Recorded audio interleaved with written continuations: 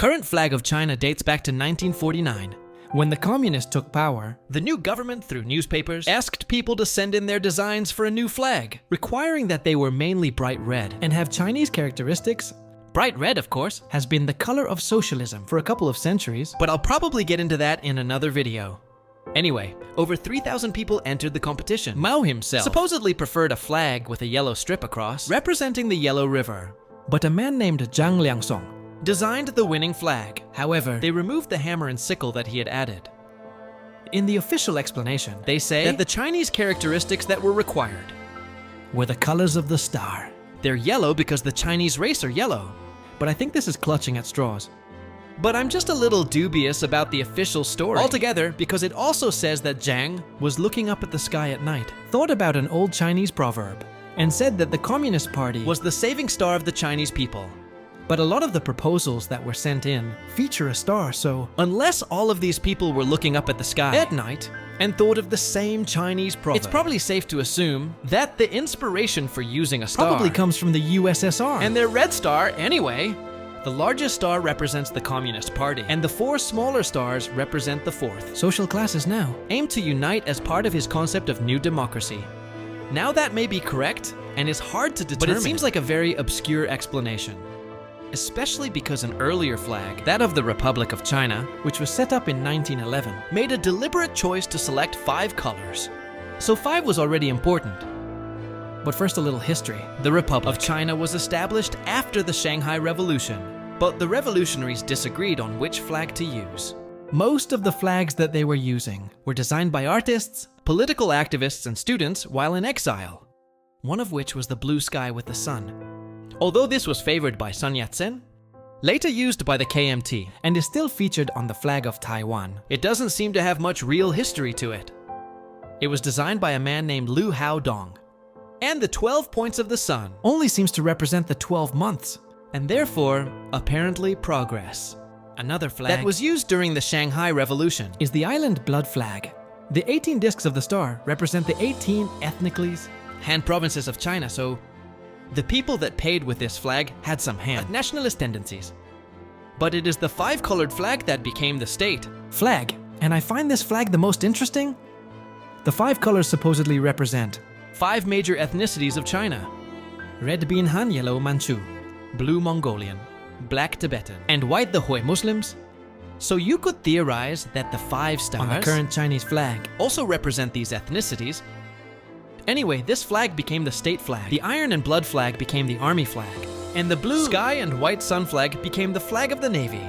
Well, there was another flag that was used, but very rarely, and that was designed to show well-tilled fields, but looks a bit like a hashtag. But I'm going to focus on the 5-colored flag because there's no definite explanation as to why these colors represent the ethnicities. So I had to do a little sleuthing. Yellow for the Manchus sort of makes sense. It was, after all, the color of the Qing dynasty flag. And the Manchus also created banner armies. Armies divided into groups according to the color of their banners, and the most prestigious of which were yellow. And the Manchus made up the bulk of these armies. However, yellow was often associated with royalty in China. Even Ming emperors wore yellow robes. And there's a mythical yellow emperor. So the Qing emperors could have just appropriated this tradition, otherwise going on to the red for Han. Han nationalists, particularly in the early 20th century, claimed that they were the descendants of the Yellow Emperor and the Flame Emperor, so the Han could be represented by red, because of their connection to the Red Flame Emperor.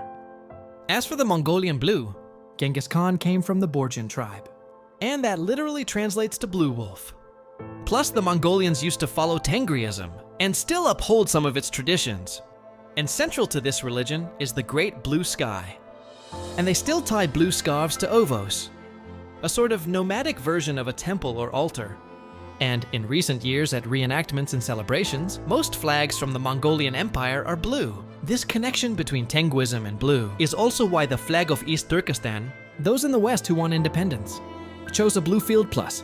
The ancient inhabitants of the area were known as the Gok Turks, and this literally translates to blue Turks. The black and white, however, are a little more problematic, because some early sources say that the black was for the Hui Muslims and white for Tibetans, while others say the opposite. White and black could both be good. It's for the Hui Muslims after all. Muhammad apparently flew both white and black banner.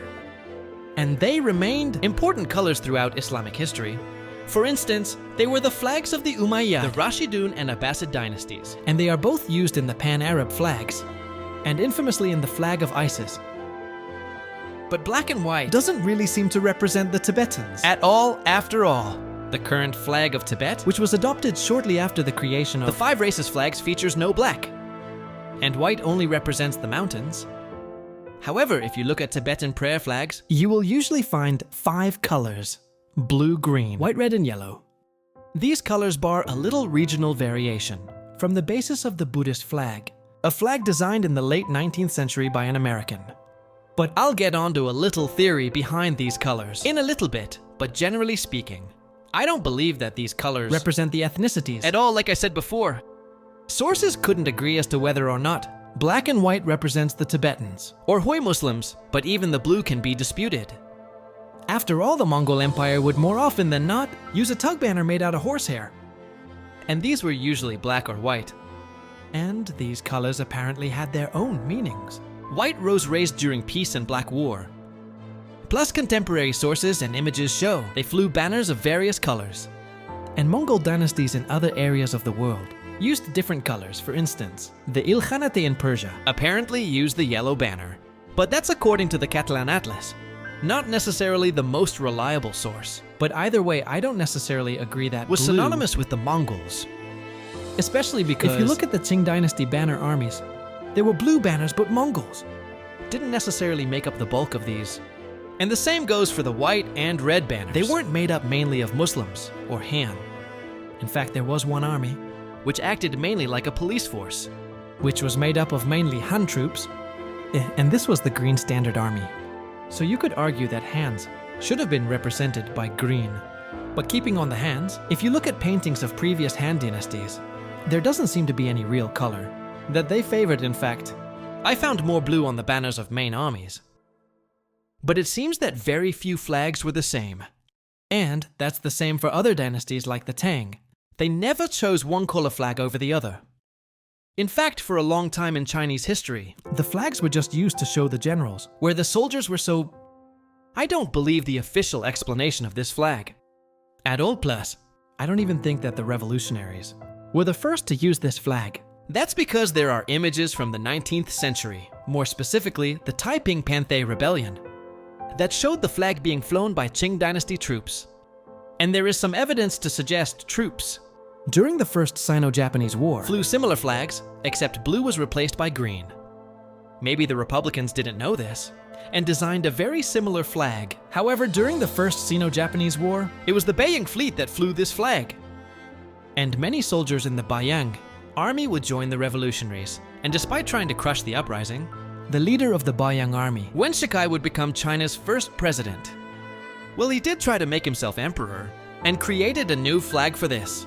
But of course, this colorful flag from the Qing dynasty had nothing to do with ethnicities. So I'm going to theorize it had something to do with ancient Chinese beliefs. In China, they believed there were 5 elements, and each of these elements had a color: water black, metal, white earth, fire red, yellow, and wood green. And this was a very important concept in China and influenced a great deal from painting to traditional medicine. And this is also linked to the Tibetan Buddhist prayer flags that I brought up before.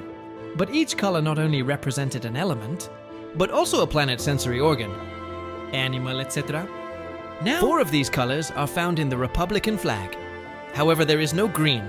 There is blue, but I believe that these are interchangeable to some degree. For instance, there are 5 deities, all of which have a color, and this is what the yellow emperor belongs to. One is sometimes called the green or blue deity. And there are 5 dragon gods, which look after different bodies of water. Well, except the yellow dragon. He doesn't look after a specific body of water anyway. There is no green dragon. There is a blue dragon, or a Zuru dragon. This is the same dragon, which features on the flag of the Qing dynasty, and also one of the 4 mythical creatures that represented constellations. Another one of these mythological creatures is the familiar bird, and both of these are on the early Republic of China's coat of arms anyway. The azure dragon guards the eastern sea, and the east was usually associated with wood, or the color green, so you can see that blue and green are somewhat interchangeable.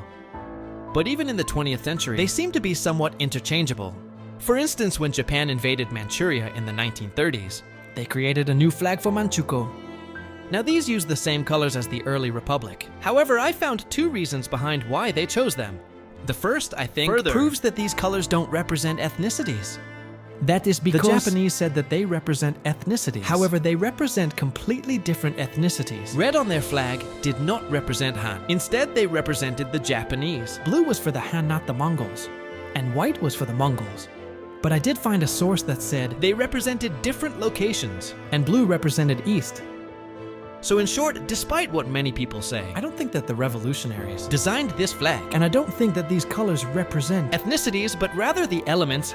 So the number 5 was important. And that may be why the current flag of China has 5 stars, but the 5 stars on the current Chinese flag also helped influence the design of the Hong Kong and Macau flag, both of which were adopted in the early 90s. Macau had a few proposals for their flag, many of which included green, the same green as on the Portuguese flag. But above the stylized bridge and lotus, you see 5 stars Hong Kong. On the other hand, adopted their flag to highlight their connection with China, so they picked red and there are 5 stars. Within the petals of the Hong Kong orchid tree,